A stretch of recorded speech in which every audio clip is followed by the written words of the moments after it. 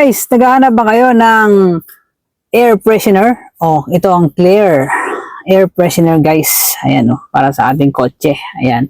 Napansin ko ito, pag binubuksan ko pa lang siya is talagang nangamoy na talaga yung bango niya. So, ang dami ko nang na-try is ito lang yung talagang grabe. Pagka-open ko pa lang doon sa lagayan niya, ang bango na, guys. Ayan, oh. May iba't ibang scent din ito. Ganito lang ang pagkakabit niyan, guys. Oh, ihang lang siya. Ayan, oh. Meron siyang, dito, lalagay mo lang itong parang niya, ayan, ribbon niya.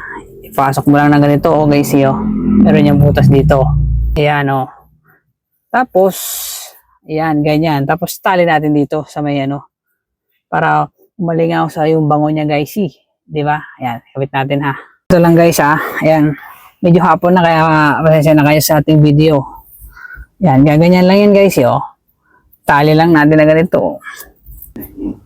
Okay. Oh, okay na siya. So guys, ayan, oh.